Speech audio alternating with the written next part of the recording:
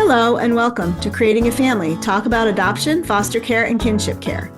I'm glad you joined us today. My name is Tracy Whitney and I'm your host for this hour. I've been a content manager with creatingafamily.org since 2016, and I'm excited about today's episode to learn about executive function skills and how we can support our kids to succeed in school.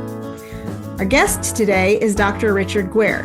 He is a neuropsychologist and board-certified behavior analyst who previously served as the director of the Center for Learning and Attention Disorders, that's a mouthful, at Seacoast Mental Health Center in Portsmouth, New Hampshire. He has also been a consultant to schools and agencies in programs for autism, learning, attention, and behavioral disorders, and acquired brain injuries. He has co-authored with Dr. Margaret Dawson several books, including the topic of today's podcast, a book called Smart But Scattered, The Revolutionary Approach to Helping Kids Reach Their Potential. He also co-authored the book Smart But Scattered Teens with Dr. Dawson and Colin Guare. So welcome, Dr. Guare, and excuse my stumbling over all of that. That's quite the mouthful of accomplishments that you've got there. Thank you very much. Yeah. Nice to be here. We're really glad to have you here. I'd like to start the conversation with a basic working definition of executive skills.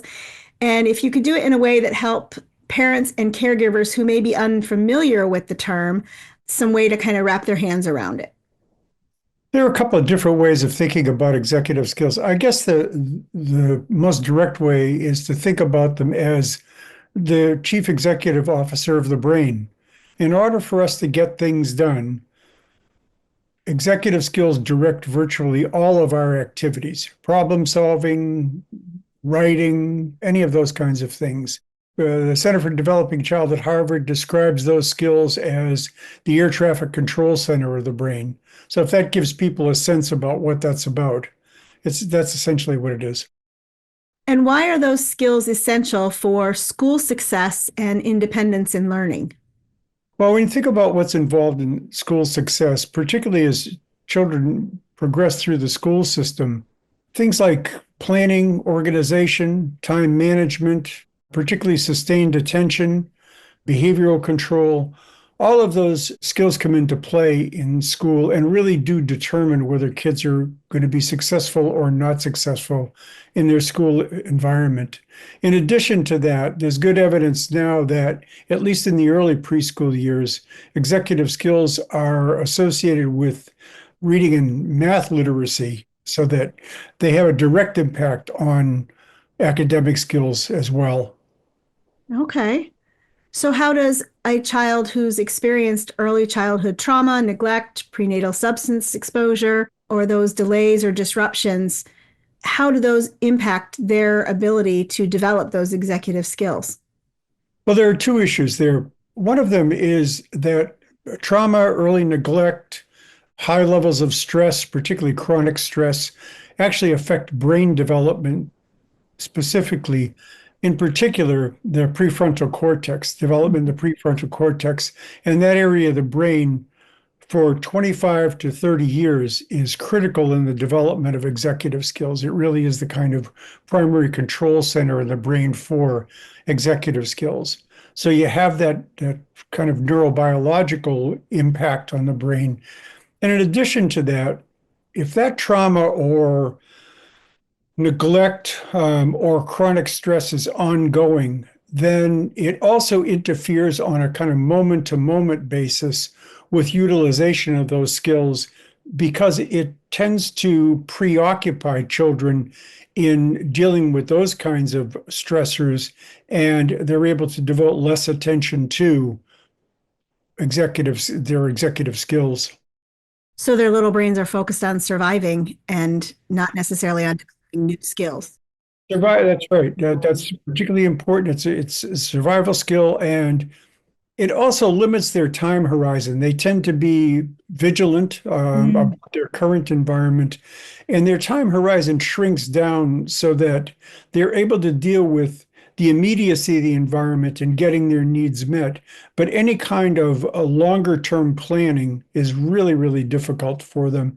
And as children grow and develop, that longer term planning, going from hours to days, and later in school into days and weeks and months becomes particularly important. And if your time horizon is quite short, then you never really get around to being able to develop those kinds of skills. So, in addition to long-term planning or even short-term planning, what other executive skills do you see commonly impacting children in this demographic of adoption, foster care, kinship care? I think probably the one that's most evident to parents and will be evident early on is probably in terms of emotional control, Hmm. emotional regulation, because that's an early emerging skill and it's oftentimes a direct response to stress, to being able to manage problems in a situation. But later on, and not too much later on, sustained attention, response inhibition, the ability to inhibit impulses, working memory in particular, and working memory so that working memory is a pretty critical skill as far as school is concerned, because it means the ability to be able to follow directions, keep things in mind. But it's also the ability to recollect past experiences where you've been able to negotiate a situation and bring those experiences forward so you can apply them for problem solving in current situation.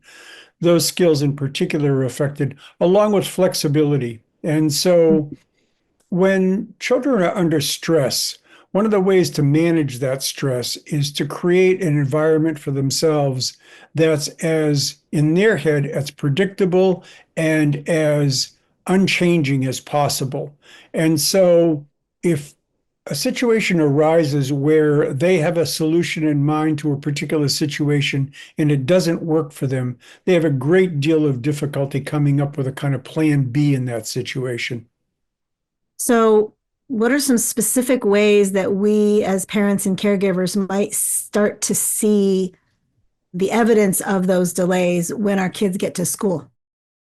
Well, I think probably the first way that you know about them is that teachers, although teachers may not be necessarily familiar with the concept of executive skills, they will certainly be aware of the characteristics of executive skills in terms of the way that they manifest as far as behavior is concerned. So, one of the early ones that we hear from teachers all of the time is response inhibition and emotional control. So, the capacity for kids to be able to manage impulsive behavior, for example. We hear Mm-hmm. that from preschool teachers and certainly from kindergarten teachers. And my wife was a teacher for 47 years, taught primarily elementary age children in kindergarten through third grade. And within days of having kids come into a classroom, she was able to identify kids who were going to struggle more with those particular behavioral manifestations, the emotional control, the response inhibition, but also sustained attention, since that it's an early skill demand that are required by kids. And then as they get a little bit older, now time management, being aware of time deadlines, of being able to get ready, for example, on time for recess, being able to organize your materials and keep track of them, those types of skills. And so parents will often hear from teachers fairly early on that relative to other children in the class, your child might be experiencing that. I think that the way that parents might see that as when kids come home from school, and particularly if they're having struggles at school, oftentimes they will bring that kind of stress home with them. And so, you might see reluctance to go to school. You might see them complaining about what the expectations are and so forth. And so those kinds of areas are particularly evident, I think, early on to parents, as well as parents' own awareness of having to constantly prompt those skills. I need you to pay attention. I need you to control your behavior a little bit better. And so, if parents find themselves constantly reminding their children of basically what are behavioral interventions, then it's something of a tip off about the potential for executive skill challenges. So we would be hearing teachers saying things to us like he never raises his hands, he just blurts it out, or Yes. he can't sit still in his seat when we're doing circle time, or Morning meeting is a so morning meeting. hard for little ones. Yeah, Talks too much in class. yeah. I've Okay, spent I a lot might of be my time. guilty. I've spent a lot of my time sitting in morning meetings with kids, Yeah, just yeah. trying to get them to be able to manage their behavior a little bit Right, better. right. So, talk to us a little bit in your book. You called it a strengths based approach to teaching executive skills. I'd love to hear more about that and why you see it so important to helping our kids learn these executive skills. I think for all kids, but particularly for kids who come out of these kinds of backgrounds and have potentially experienced trauma and already come into the situation with potential challenges in terms of executive skills. I think one of the critical issues that you're trying to do is build a sense of confidence and a sense of competence in kids and focusing on what they're able to do and what works for them, as opposed to what they're unable to do and kind of constantly correcting their kind of behavior is not an effective way to build that sense of confidence. I think the other thing that we're aware of is that fundamentally, all children and adults, but children going through developmental stages, their goal is to develop a sense of autonomy, a sense of competence or mastery, and a sense of being able to relate to other people and to have other people to relate to. And in order to do that, you really do need to focus on what they're able to do and providing opportunities for them to be able to exercise those kinds of skills so that they gradually develop a sense of confidence about their ability and are more willing to take on things on their own. If you think about it, if I go into a situation and I'm routinely failing at that situation, then eventually, and it doesn't take very long, my goal is to avoid those kinds of situations, either to actively avoid them or to passively avoid them and simply not participate. And so, if we want kids to be able to actively engage in a learning process, then it really is critical that they have some confidence in those abilities to begin with and understand that they can manage the tasks that they're going to be asked to manage. So, we're wanting them to have a taste of success that kind of sparks a craving for more success. And that kind of taste for success, again, particularly for this group of children, is particularly important. And it's already something of a challenge for parents and teachers to be able to build that sense because they're likely coming into those kinds of situations, having some sort of struggle already. So it really is important to, as much as possible, make that situation a positive experience for them, one where they have decision making and some sort of choice and control, and where those decisions and choices are successful for them. If you liked what you are learning with us today so far, please go to the platform where you listen to all your favorite pods and leave us a rating or a review, or both. We are on the biggies like Apple, Spotify, and YouTube, but we're also on many other podcast platforms. And when you leave a rating or a review, or both, you help us get this information into many other families' hands, and we would appreciate that so much. So can we talk a little bit about structuring our homes and our daily routines to best support the challenges our kids may face during the school day? Because it is, for many of our kids, an extraordinarily difficult day that they have to repeat, 180 times across the school year. So how can we Yes. best support them at home? I think probably one of the most critical issues at home are the ability to establish routines and schedules. The predictability, I mean, prediction is control for most people. If you know what's coming, if you know what the expectation is, then you feel as if you're in much better control in those kinds of situations, even in situations where you may not like what's coming, but at least if you know what's coming, it gives you the opportunity to prepare for it. But in terms of structuring routines and schedules for children in a home situation, starting with the morning routines, for example, we spend a lot of time working with children on smooth morning routines. Are they able to get up in the morning? Are they able to go through their self-care activities? Are they able to get dressed? And if you can build a sense of, again, confidence and competence in their ability to be able to manage those things and give them some control over those kinds of situations, that's really critically important. For younger children, that's a matter of not just telling them what the routines are, but providing a variety of prompts in the environment. So we're big fans of developing things like visual schedules, Hmm. of rehearsal strategies going through in the morning, of if parents are amenable to it, of letting children choose what activities they'll engage in first in the morning, not necessarily, TV. The mornings don't start off with TV.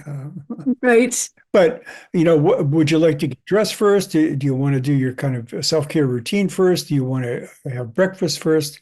And so establishing that kind of routine creates a smooth beginning of the day, which is really particularly critical.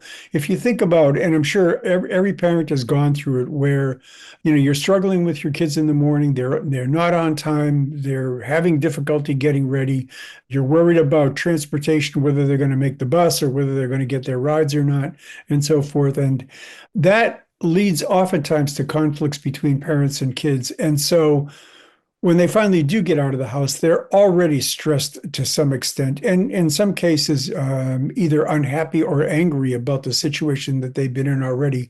And that will carry over into a school environment. So Hmm. that's one thing in particular. And then that's why we start with morning routines. Similarly, after school, when kids get home, do you have a kind of an afternoon routine or activity? Do kids come home and have a snack? Do they come home and take care of their, backpacks and lunch boxes first and so forth? Do they start on when they're a little bit older, they start on homework right away? Or how is it that you want to arrange that? And again, a lot of that is about taking into consideration what the child would choose to do and what's comfortable for them, not as a parent just making this kind of free for all and letting kids decide whatever they want to do, Right. but giving them some choices in terms of that kind of laundry list of things that have to be done, letting kids make some decisions about that. And then the other critical part is establishing a structure and routines around the expectations for kids. So we talked about morning routines, for example. A lot of that starts off with parents initially helping kids get their rooms organized so that eventually they can dress themselves, uh, Hmm. knowing where clothes are, having labels on, for example, labels on closets and drawers about what contains what here. Your socks are here, your underwear's here, and so forth. That's really helpful for kids, but that's really for parents to begin that kind of provide that kind of structure and organization. We think about that in terms of kind of environmental modifications, where you're looking to modify the environment in a way that simplifies the demand for the kids. And then gradually over time, you can begin to fade those kinds of supports.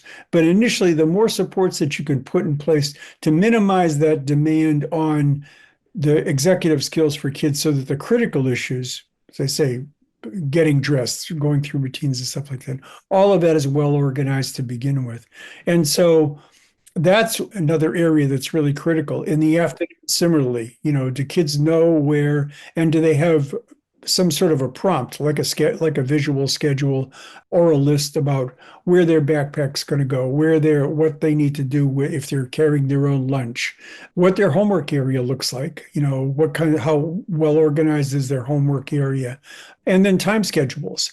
Having some sort of a time schedule. We use scheduling apps with kids. Hmm. But we also use simple things like timers with kids, Yeah. so that Yeah. they're aware of the fact of when something needs to get done, and that when those deadlines come up, that they're able to shift from one activity to another to begin the new task that they're expected to do. And you talk in the book a little bit about ending the day with peaceful, nurturing transitions. Before we get to that part where we're having this peaceful, nurturing end to the day, I want to put a plug in for structuring your nighttime routine to also include what you need for the next day. Pack Yes. as much of your lunch as you can the night before. Get your backpacks ready the night before. Lay your clothes out the night before. Those kinds of preparatory actions can help them start to organize their brain tonight for what they need to do tomorrow. Absolutely. And again, that fits into that category of both an environmental modification that parents are Mm-hmm. helping kids learn. But eventually, if you think about it, what that allows kids to be able to do is think well ahead of the time that something has to be done and getting themselves organized so that in the morning, there's much more automaticity to their Right. behavior and much more just running through the list rather than having to run around and look for clothes or running around and looking for, shoes or sporting goods, sporting equipment later on and so forth. But were you a fly on the wall in our house this morning?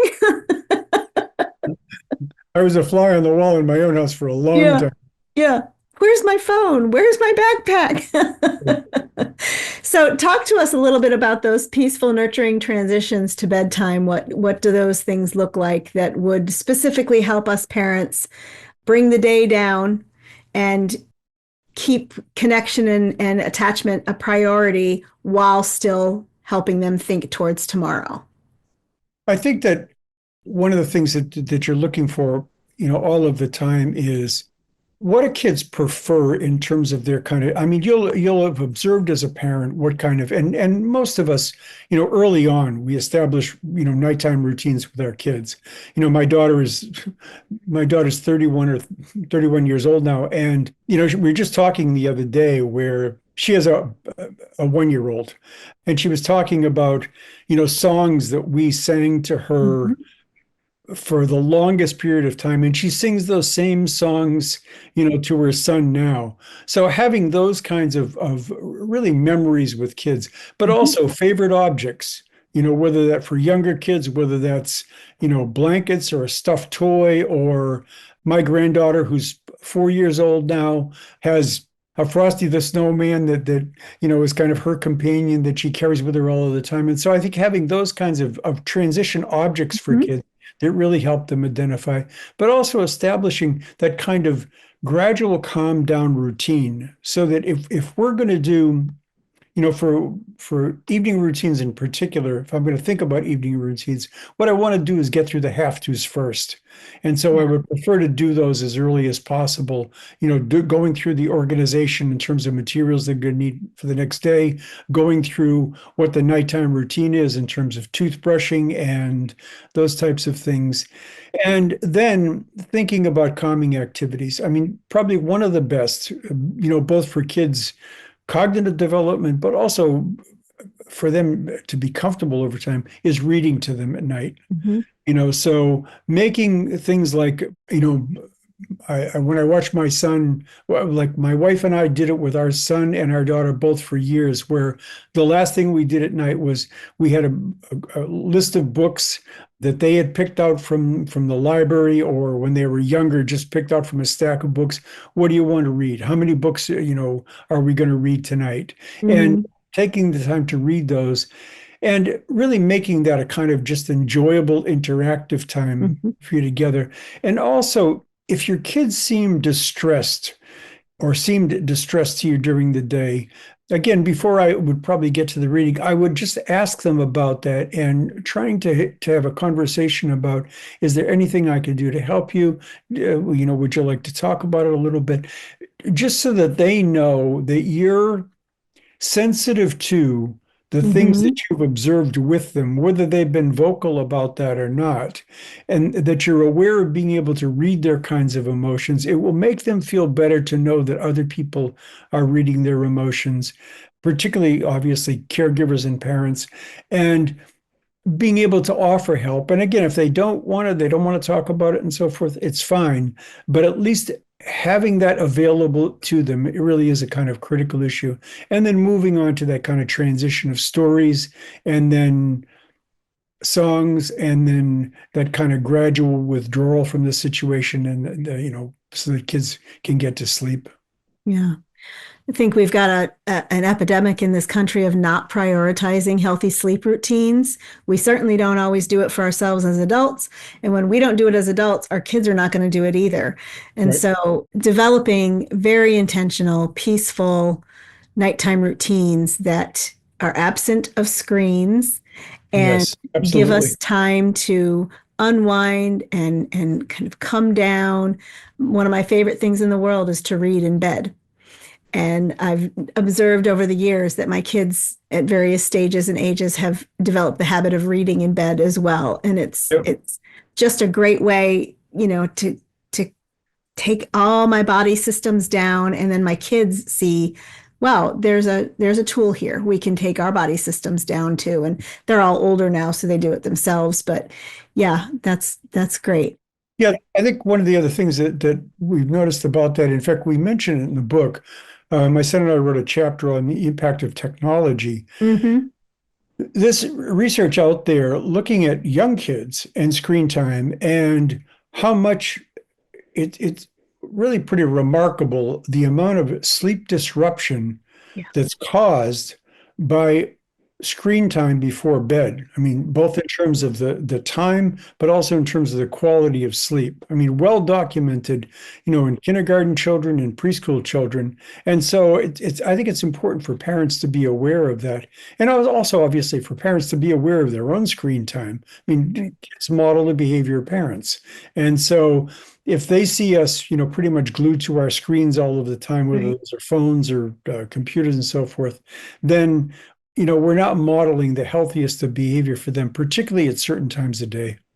Yeah. The screens are an ever-present issue for parents across the board. Yep.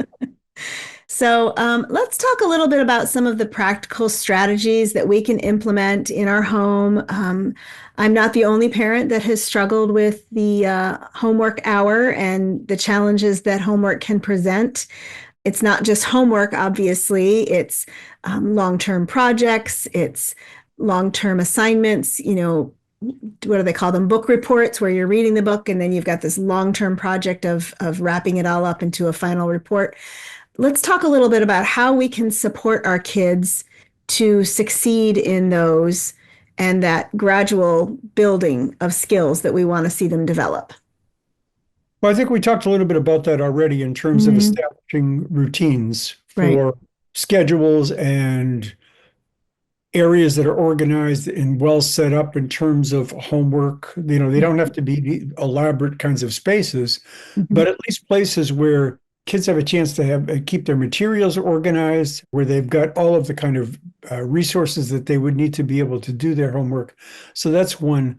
I think the other thing that concerns me and where we see the greatest pushback with kids about homework is they're either not knowing how to do a task or not believing they know how to do the task.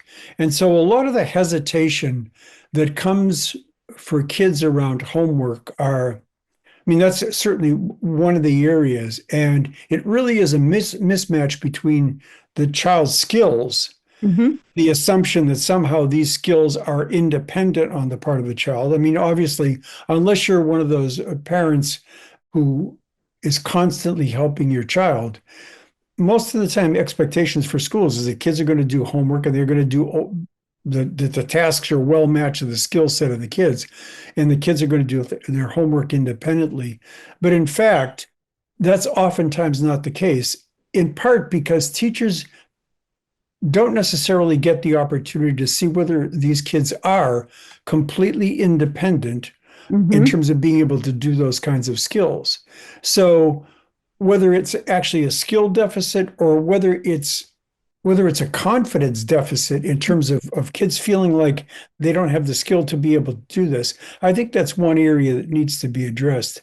Another area is we find this particularly with writing tasks when kids get a little bit older, but they're not that old. I mean, now the expectation is that kids are going to start doing writing, as early as second grade in Mhm. kind of story development. But by third and fourth grade, they're expected to be able to manage things like writing, a paragraph, given a topic, writing a response, to some sort of topic that's given to them that's not necessarily in their wheelhouse. And writing in particular demands a pretty high level of executive skills. I know my son, who ironically at this point he's co-author on four of the executive skills books. He struggled, and he and I struggled together when he was in fourth grade and fifth grade around writing topics. I mean, it became a real kind of I'll be honest with you, it became a real kind of battleground for me with him Yeah. about those kinds of tasks. And, at the time, I was convinced that he had the ability because if he knew a subject and knew what he was writing about and liked the subject, he was very, very good at writing about it. But if you gave him a topic that he didn't know something about, it really, really put an enormous strain on his ability to generate information. And I, at the time, and I've certainly learned over the years that how, what an error that was on my part. I took that as an issue of him not wanting to do it Right. versus couldn't do it, when in fact he couldn't do it. And I've seen that as math complexity increases, particularly as kids get into higher order math, you see a similar kind of thing where there are multiple complex steps to the process, and kids simply are unfamiliar with that. So I think it's really important.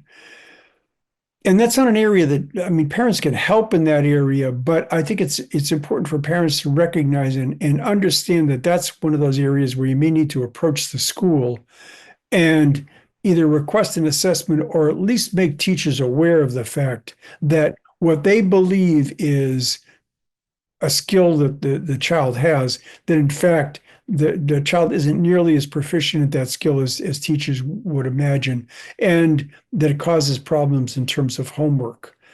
And then there are the other kinds of issues that come up with homework. Does the task, I mean, think about for any of us, does the task look like it's overwhelming? Does it Mhm. look like it's gonna, oh my God, this is gonna take forever? And forever might be in their context because they've already spent 7 hours at school. That's So right. forever of 40 minutes at home does, in fact, feel like forever to them. Absolutely. So one of the things, and in the book we've talked about, different kinds of environmental modifications, but task modification is a real critical issue there. Is there a way to break down the task into much smaller blocks of time, much Mhm. smaller component pieces, and understanding that following a schedule of brief task break, brief task break, brief task break is fine, particularly in subjects where children are struggling. And oftentimes you'll be able to find out from teachers, but you're able to find out from kids themselves. I mean, I often ask the question for kids, how effortful is this task for you? So go down a list of subjects and, which subjects do you like best? Which subjects do you like least? On a scale of 1 to 10, with 10 being the most effortful, 1 being the least effortful, which of these tasks is most effortful?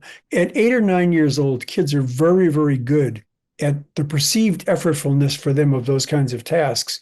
And so we use those kinds of scaling methods as a way to say that this perceived effortfulness on the part of the task is going to make this for the child, for whatever reason, whether it's a skill issue, whether it's a task initiation issue, whether it's a state attention issue, it's going to make it much more difficult for them to be able to accomplish this task. And so the question then is, how do I modify the task, or how does the teacher modify the task to make this more doable for the child? So if a task is a 10 on the scale of effortful for a child, maybe incorporate more breaks, maybe incorporate breaks that are very fun and rewarding for them. Well, you got to be a little bit careful about the very fun and very rewarding, because Yeah.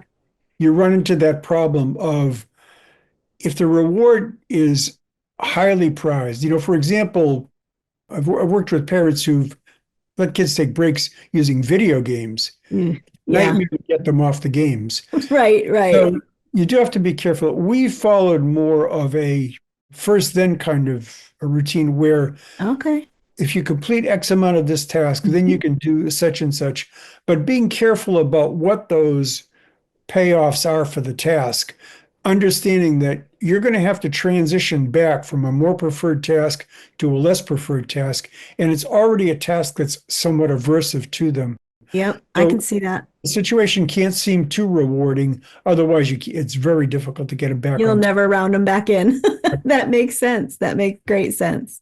And you mentioned earlier, fourth or fifth grade is kind of an age at which, 8 or 9, fourth or fifth grade is the age at which a lot of kids are starting to be very aware of their own abilities and their own skill set for the tasks. But I also find it interesting that that's the same age at which rigor changes dramatically in the curriculum. And Yes. that's frustrating as a parent sitting here watching that happen. We have 6 children, and I've seen it happen with all 6, where right around fourth grade, when the rigor changes, their sense of self shrinks, feeling, for one, it was math, for another, it was reading, feeling like these tasks I'm never going to taste success at this task because the rigor has just now outstripped my ability. And just kind of rounding them back in to say, okay, well, you had great success at this task last year, and it doesn't have to be exactly the same as last year, but let's see what we can build on from last year. I think that really is kind of critical. And particularly as you mentioned, when kids are transitioning from one grade to the next, when they're going from like fourth grade to fifth grade, particularly if middle school starts in fifth grade or Mm-hmm. fifth grade to sixth grade, if middle schools are starting in sixth grade, those kinds of transitions, they're difficult for a variety of reasons. First of all, the nature of the academic tasks themselves changes. And so a lot of math programs, for example, there's a kind of an elementary base to a math program, and then there's the complexity of the math changes.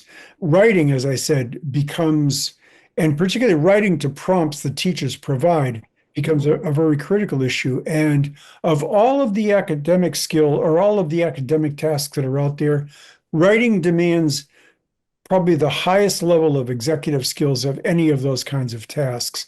And so all of a sudden expecting proficiency at that kind of level, if kids have struggled already, or if up until now they've been writing about subjects of their own choice, and suddenly that choice is taken away from them, that's really difficult. The other thing that happens in that kind of situation is that teachers' expectations change as far as executive skills themselves.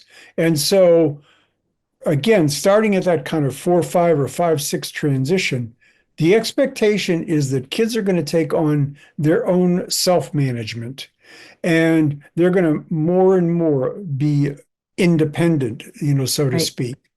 And that really does create difficulties for kids who are struggling with executive skills. My son has a lifelong attention disorder. He Bright kid, did well throughout school, but going through that transition from elementary to middle school, where the demand for him to be able to manage his own behavior, to manage his own time, to manage the organization, and so forth, put a significant strain on him, independent of the academic demands. The other thing that kids are coping with, depending on the school system, is now they're going from the expectations of a single teacher to the expectations of multiple teachers. And in doing a lot of our presentations, it's always been interesting to us that while, for example, middle school teachers understand or appreciate the need to have consistency with these kids, no middle school teacher wants to give up his or her particular organizational system. And so, you end up with 5 or 6 teachers and kids having to adapt to 5 or 6 organizational systems and 5 or 6 different sets of expectations, which again is on top of the fact that you're placing more burden on executive skills as it is. That makes it particularly complicated for those kids. And again, you'd hope that teachers would be flexible enough to give to give that some consideration. But, as I say, when we've done middle school presentations and middle school consultations, when we talk about that, everybody thinks that they've got the best system. I'm not going to change, you change. Exactly. And I understand that on the one hand. On the other, Right. And Right. it really does create some pretty significant difficulties for kids. Hey there. Sorry to interrupt again, but I wanted to say that we are really proud of our library of 15 free courses made possible by our partner, the Jockey Being Family Foundation. If you go to bit.ly/JBF support today, you can build your toolbox of parenting skills for free. That's bit.ly/JBF support, bit.ly/JBF support. Thanks, and we hope you enjoy the rest of the show. So let's talk a little bit about the language that parents and caregivers can use with our kids, and also when we're interacting with our children's teachers, that will frame our kids' behaviors in terms of their executive skills versus maybe the lens of defiance or distraction or disruption. One of the reasons why in your opening you mentioned executive function skills. If you search the internet, for example, if you look up executive functions, you'll find just literally probably at this point millions of references to executive functions. When we started writing about this, we were deliberate in our choice of the word skills versus functions. And part of the reason why we're deliberate in terms of our choice about skills was so that parents and ultimately kids would understand that that's what these are. They're not unchangeable functions, they're not personality characteristics. They're simply a set of skills like any other skill. And with practice, you can get better at those kinds of skills. And so our goal was to reframe the expectations around these skills so that people would see them as things that you can work on and things that you can improve rather than some defining characteristic of your intellect or some defining characteristic of your personality. And so I think that that's one critical issue. The other one is that this notion that, skill versus will, thinking about skill versus will, and that children will do the best that they can do. That's we live in our work by that principle.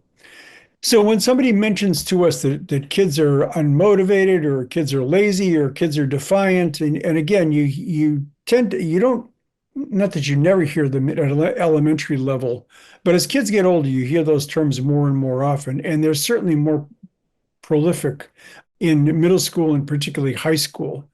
And one of the difficulties that creates is that it sets up an immediate conflict between the adult and the kid about what the expectation is, because now this is something in the adult's mind that the kid has complete control over, and if they chose to do something different, they could simply make that choice.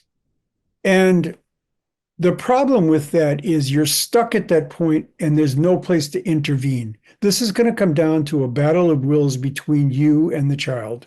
Yep. And you just don't want to be there because first of all, there's no answer to it, other than, you saying to the child, well, if you just wanted to do it, you could, or just do it, and, or if you were more motivated, Right. you do it.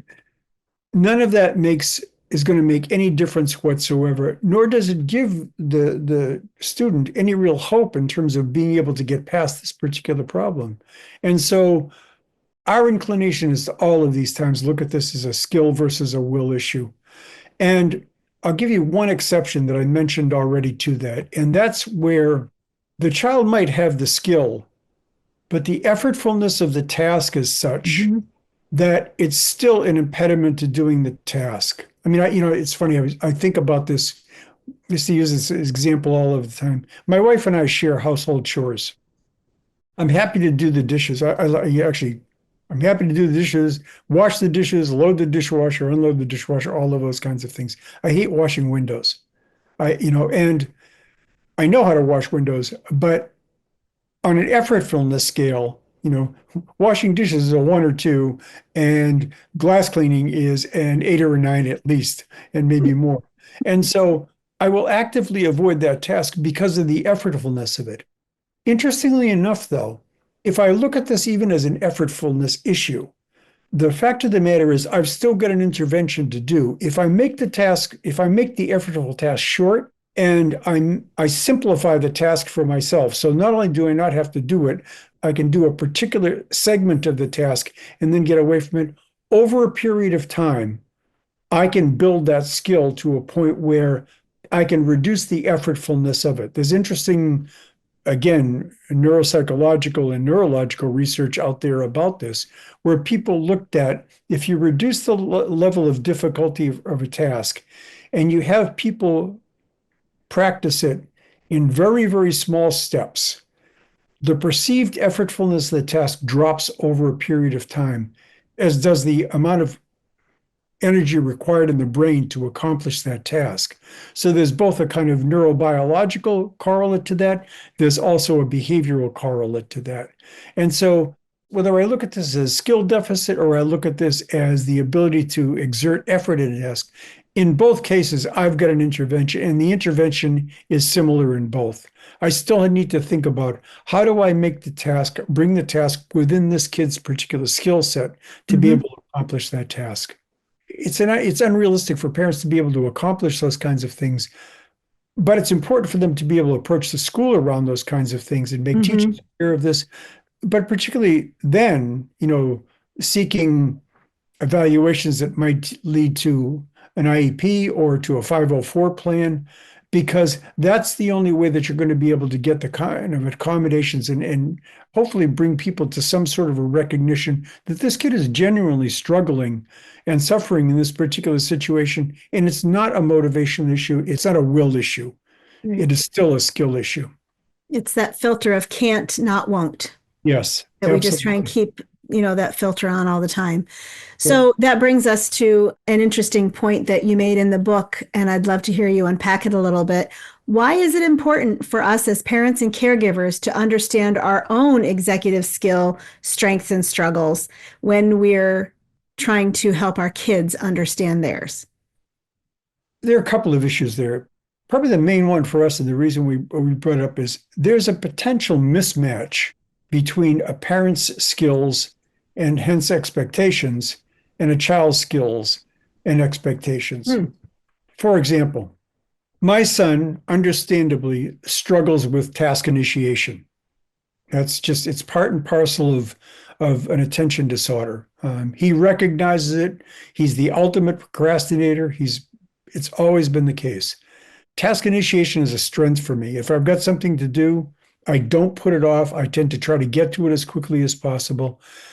When I first saw this in my son, I'm thinking that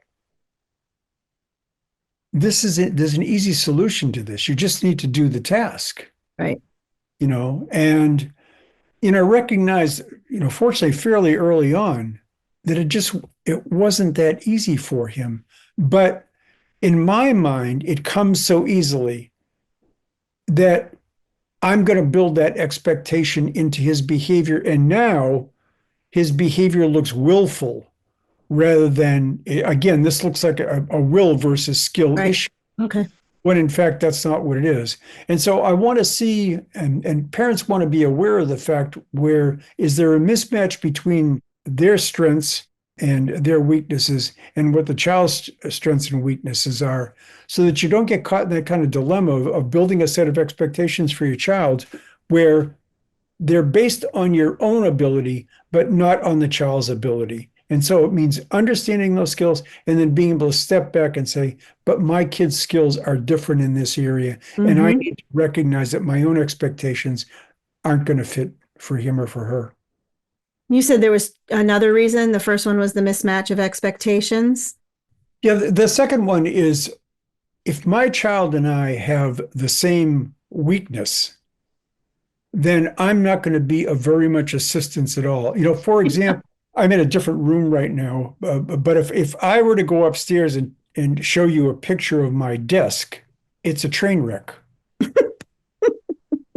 If my son were to take a picture of his desk, he lives in Rhode Island, it looks like a similar train wreck. And so I'm of no help whatsoever to him in terms of being able to provide any kind of support or organization, around those kinds Yep. of things. And oftentimes, if parents have similar skill weaknesses, it really can be a struggle because, well, I used to say to my kid, all you need to do is get organized. And he understood fairly quickly the hypocrisy of that. Because one time he actually brought me into the study and said, "Are you kidding?" Um, he was right about Yeah. that. And Other when we're working with this population of kids who, have had broken trust in the past, any of those hypocrisies on our part can further erode that trust, which then, further erodes the connection that makes them want to believe in themselves and trust us that they can believe in themselves. Absolutely. That's great. Another area, and one that is of particular concern to us, if a parent struggles with flexibility and emotional control already, Hmm. and their kids are going to struggle with those just by virtue of the experiences that they've had, then it tends to create a style of parenting that's detrimental to the development of executive skills. So, what we know is rigid rule setting, a real authoritarian kind of style, a kind of lack of emotional connectedness to kids really it's obviously detrimental to the quality of the emotional relationship you establish with your kids, but it's also detrimental to the development of executive skills. And the converse is true.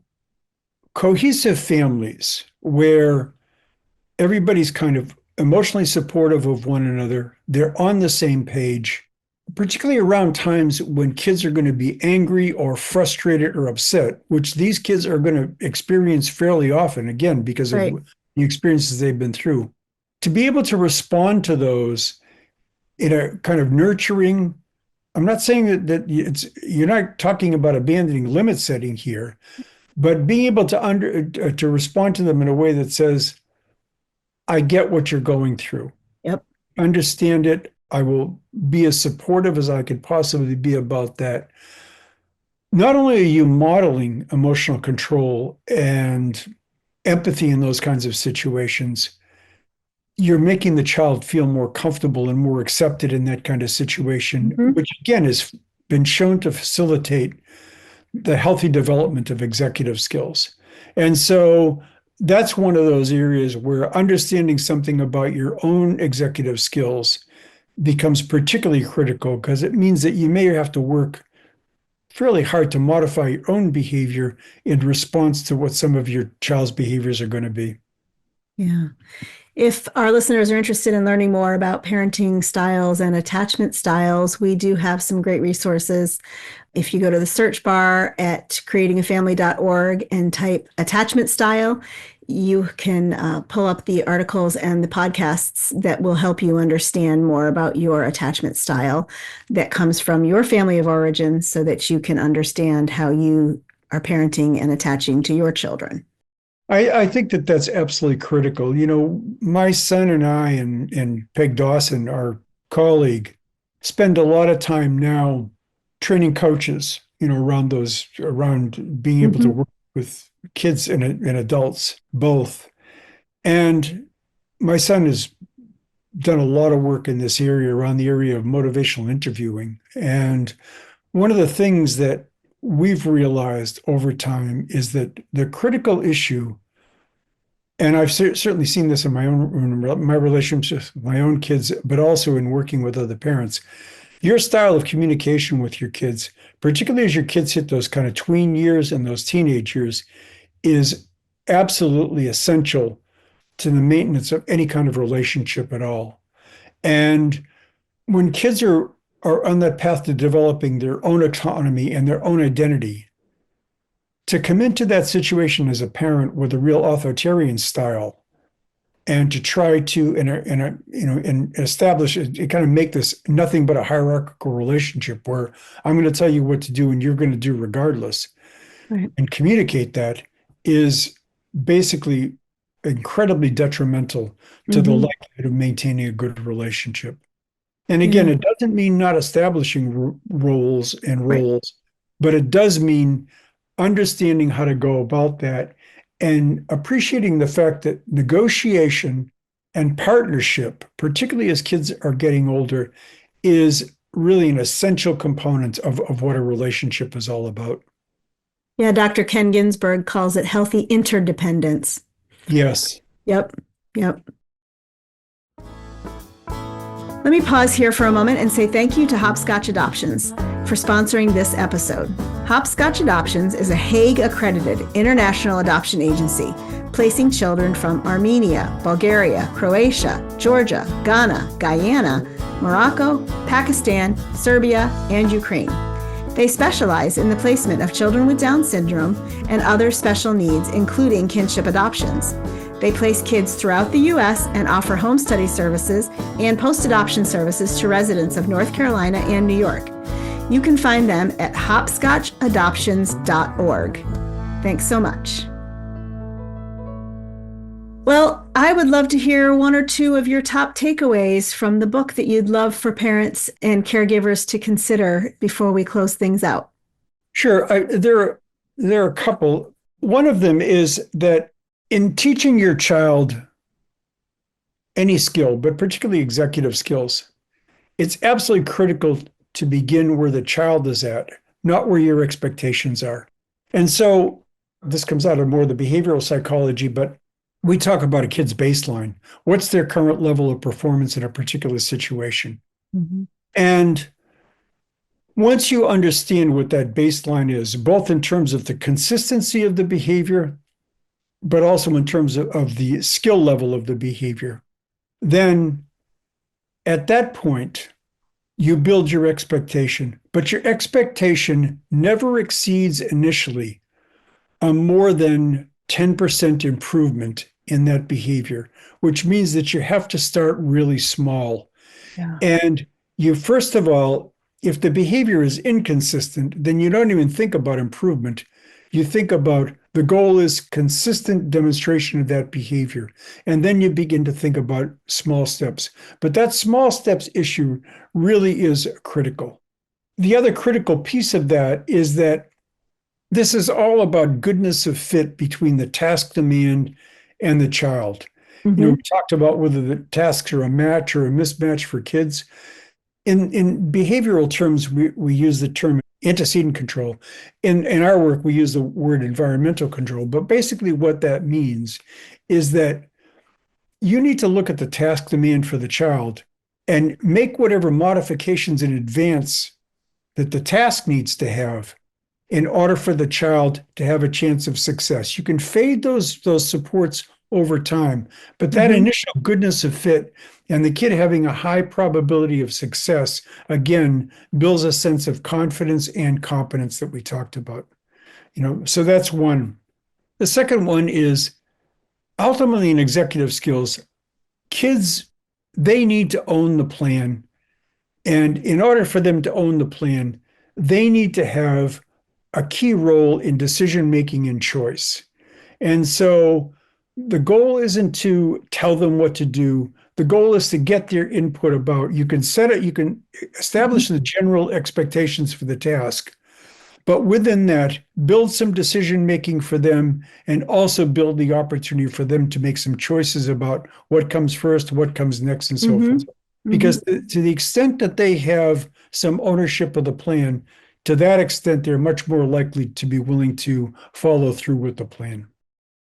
So I'm going to summarize those real quick. What I think I hear you saying. The first one is parent the child that you have right in front of you. Absolutely. The second one is be flexible and nimble to respond to the skills that they have that you can help them build on, whether it's developing consistency or improving skills. And then the third one just left my brain. The third one is, as much as possible, be proactive versus reactive Right. in Gotcha. setting rules and expectations.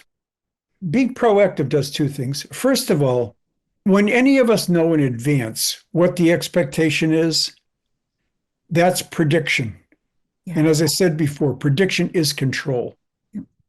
Not only that, but when the child goes into the situation now, they already have knowledge of what the expectation is. My son and I are in the process, hopefully, of writing another book. My son was the one who pointed this out to me. He said, in a conflict situation, the issue is between the child and the limit set, and not between you and the child. That's great. Yeah. And that really is a critical piece. I think about the example of if I say to a child, and the child says, I'd like to go to the museum today. I say, okay, like you need to be ready by X amount of time, by X time, in order for us to get there and to be able to get whatever we need to do. And I provide the child with prompts and warnings along the way in terms of time and stuff. You get 1 minute left. But my goal is not to harass the child about, I don't want to say something like, well, if you don't finish getting dressed, we're not going to be able to go to the museum. I don't want to do that. Right. I've established the limit proactively. I've said what the consequence is going to be, that in order for us to do this, we need to leave by this time. If at that point the child's not ready, then the consequence is you simply don't go. And oftentimes we feel like we need to protect our children from those kinds of errors and failures. We don't. Because all it does is bring us into a battle, whereas the battle needs to be between the child and that particular limit that's been set. Right. We can stay out of it at that point. But in order to accomplish that, you really do have to be proactive in setting and very specific about both what the expectation is, but also what the consequences are going to be. And the consequences need to be framed positively, not negatively. So we've said to parents all the time, if I say to a child, if you're ready on time, we can go to the museum. That's the end of it. I don't want to start saying things like, if you're not ready on time, we won't go to the museum, because now I've already adopted a kind of a punishment stance around those kinds of things. But if I set the limit, then let the limit go.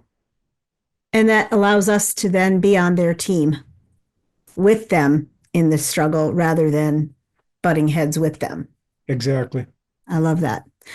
Well, Dr. Guerra, thank you so much for all of this excellent information. And I think parents and caregivers are going to find it very equipping and empowering as we start to think about preparing our kids for the back to school season. I appreciate your time and your expertise.